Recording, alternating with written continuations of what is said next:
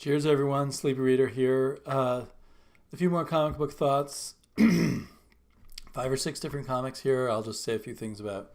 At least I think I'm going to say a few things about these. I don't know. These were not home run comics for me.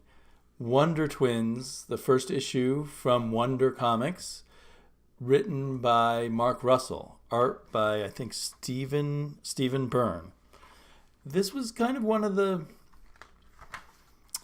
times that Mark Russell's work has kind of fallen flat for me.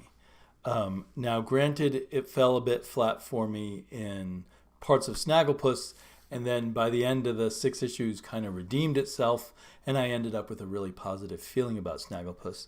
And I will try a few more issues of Wonder Twins, but generally the jokes weren't there for me. You know, one of the jokes is about this lust that people experience on the Wonder Twins planet whenever there's a thunderstorm, and later the kids make fun of him for that. They there's all kinds of little cutesy moments I feel that fall kind of flat. Also, the coloring and the art did not work for me. On the page, it looks a little better as I look at the screen here, but on the page the colors are very dull and kind of make everything blend together a bit, so it doesn't separate well visually. And they do.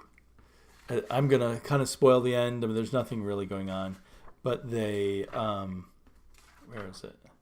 They make short work of Mr. Mitzpitzelik, or however you say his name. When he shows up, they just have the computer solve the problem, and Mr. Mixplick himself says, "Wait, it's not supposed to work like that," but it does, and that's about for me where this series so far is. It's lazy. It's not trying. It doesn't feel like it's trying very hard. I don't know if Mark Russell has a goal with it, or if this is his idea of writing a kid's comic and what it should be like.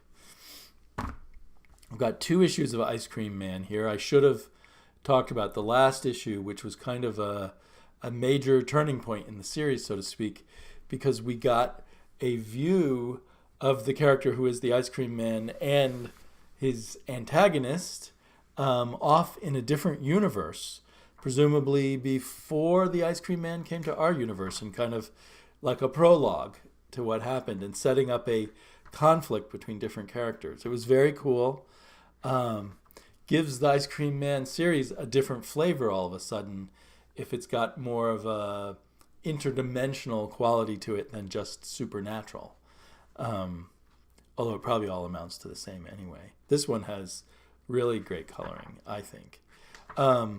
So I enjoyed it quite a bit. It kind of threw me off, and I was like, I'm not sure now. I'm even in a new way not sure of what Ice Cream Man is about or where it's going to go. In a way, I want certain conflicts to play out behind the scenes beyond just the Ice Cream Man doing terrible things to humanity. But I don't know. I want it to have a certain deft touch where it's not explaining too much. And it still may be that way. Then the following issue was kind of like all the other issues. It's kind of a one and done where something really horrible happens in one issue to one set of characters. But all the other ones one could rationalize perhaps took place in roughly the same city or same set of suburbs and city. But now we're in what seems to be Mexico with some kind of local dictator of the region and his bride and a Yankee from across the border who wants to rescue her from her evil person, and how that does not go well. And it's full of striking visuals and everything, but a good portion of it is in Spanish. And my Spanish doesn't go any further than what you need to go to a Americanized Mexican restaurant for. And so I was not able to really parse anything out. I could look at the pictures and get the general idea, but I found it it threw me out of the experience of really getting into the comic book by having so much Spanish in it. I still got the gist of the story, of course, and so I'm I'm really wondering where Ice Cream Man can go from here. It can go anywhere, but I'm a bit befuddled about it. I have been all along, but pleasantly befuddled. Now I'm a little. The scope is almost getting too big, in a way. It's not really criticism. I'm still all on board. I would, before these 2 issues came out, I would have ranked Ice Cream Man as one of my top 2 or 3 comic books that I read. And if it were just based on these 2, it would drop down a bit, but it's still building on its momentum and everything. So I'm not ready to really discount Ice Cream Man in any way. SelfMade number 4. This is the one where in the future, a character created from a video game has free will and a full personality. And in the first 3 issues, went through some. It started a little awkwardly, and we've gone through some interesting changes and twists. And a further interesting change and twist here, where the character has been brought into a robot body, and they're kind of on the run. The corporation that owns the character wants it back, or I'm not sure what that corporation wants at this point. Wants it destroyed, I suppose.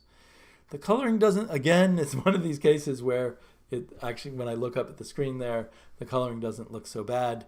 But on the paper, it's too much dark blue, and my eye often didn't find good places to rest. And it's funny because in the other issues of SelfMade, I felt kind of like the colorist was making up for some of the weaknesses of the artist. Here, maybe it almost feels to me like the art has gotten better and the coloring has obscured that fact somewhat. But maybe not. There was some interesting process stuff in the back, including showing real settings that the artist had photographed and then integrated into the picture. And interestingly, because these are scenes from Australia, I believe, some older part of the town in Australia where the artist lives. So I found that interesting, but the color variation or something didn't work for me. But the sad thing is, the plot is developing really interesting. It's got now some nice twists where for instance, the character inside now the robot body suggests that they are still in a video game, and in fact that her creator is in a video game and doesn't realize she's in a video game, which may or may not play out any further.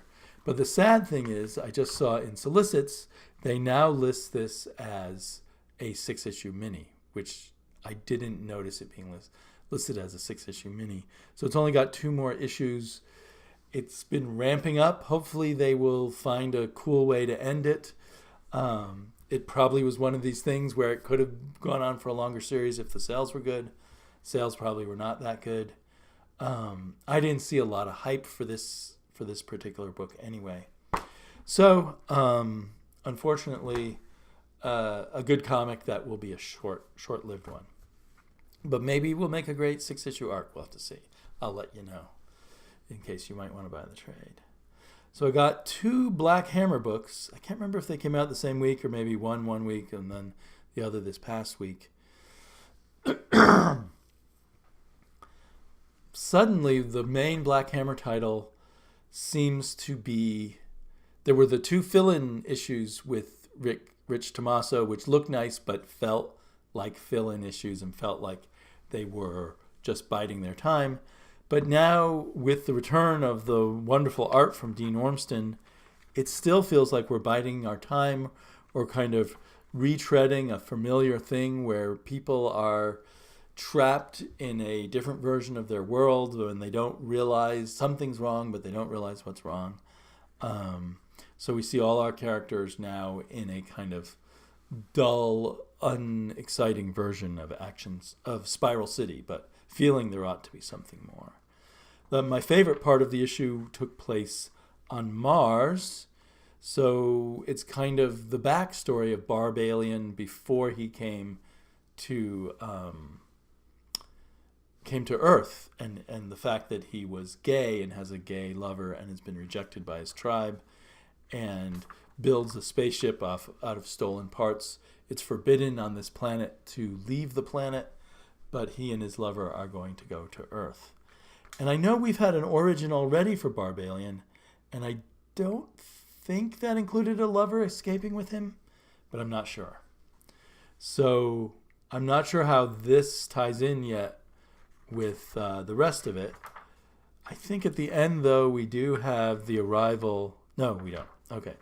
So anyway, it's still interesting, but so Black Hammer is also, maybe even more so, slipping down the list of my favorite, because it, along with The Ice Cream Man, would count as one of my top favorite comics right now. Black Hammer 45, which is about a African-American black version of what you might call the Blackhawks, since everything in Black Hammer has an analogy in the history of comics. A group of pilots during World War II who were one of the greatest groups of pilots and went on all kinds of secret missions and stuff. It's drawn by Matt Kindt at his scratchiest and most sort of minimalist. Nice colors by his wife, Charlene, but I feel like it would have been nice if he put a little more into the art. It still worked to me as a story, and I thought the writing was quite good. It's co-plotted by a bunch of people, co-plotted by Jeff Lemire and Ray Fox, and then actually scripted by Ray Fox. So I guess Matt Kindt, even though he's usually also a writer, does not do any writing here. It's just the artist. I'm definitely going to stick with this. I assume it's a 6-issue miniseries. It doesn't say so on the cover. And I'm having fun with it. It's well written. I wish the art was a little more appealing to me. I've often liked Matt Kindt's art, but it's not working as well for me here. Finally, another short series, Cemetary Beach, wrapped up, issue number 7. It's an odd beast because it's 7 issues of one giant, super colossal, violent chase. And along the way of the chase, we do sort of learn what we need to know about the science fictional situation, this secret colony from the early 20th century that only recently been discovered by people on future Earth who've come to explore it. And the desperation of the kind of evil overlords of this colony who don't want the old planet to know about it and what they've done. And so all along we've had spectacular art from Jason Howard, and it's continued to be that way. And I think he does his own coloring. The coloring is pretty awesome. Yeah, no colorist listed, so I assume he does his own coloring. As you can see here, the coloring is pretty awesome. It is also dark, but it's one of those people who knows how to do their dark coloring so we can still see the picture really well. None of the line art is obscured or grayed out. So I really enjoyed it, and I'd say it's an unusual beast because I think part of what Warren Ellison's doing is almost like a formalistic experiment. Can I tell a story that is all chase and action, but between the lines you can read that there's more of the high concept science fiction and everything in here. And it's kind of minimal. He only wants to tell you, it's like he's experimenting with how much can I get away with not telling you that you can infer. And I think that works very well for the most part in this comic. The only thing I'd complain about is the very last scene the last scene is played out with, we don't see the final battle, and I think that does work. But then we see the debriefing of the woman from the other world who is rescued by our hero, and but we don't see the world that she's arrived in. In fact, all we see is this bunker, and it almost seems like maybe there is no world left. maybe our Earth is a wasteland, and this is their last desperate attempt because they got to move. Whoever's left needs to go to this other colony or something. I don't know. I was reading that in. I felt like I needed an extra page or two just to give me a little bit stronger view of the world that she arrives in, that they've been trying to get to throughout the entire 7 issues. I think this will make a fun, super fast read in trade, but I'm really glad I got it in single issues, just because I love to see the whole picture, lay it flat. In a paperback trade, you're going to get a bit of that effect, but it probably won't be too bad. And it seems unlikely for a one-shot kind of thing, but maybe it'll come out in a high-quality hardback, and that would be really ideal. So thanks for joining me, for listening to my babbling and thoughts, and I'll talk to you all later.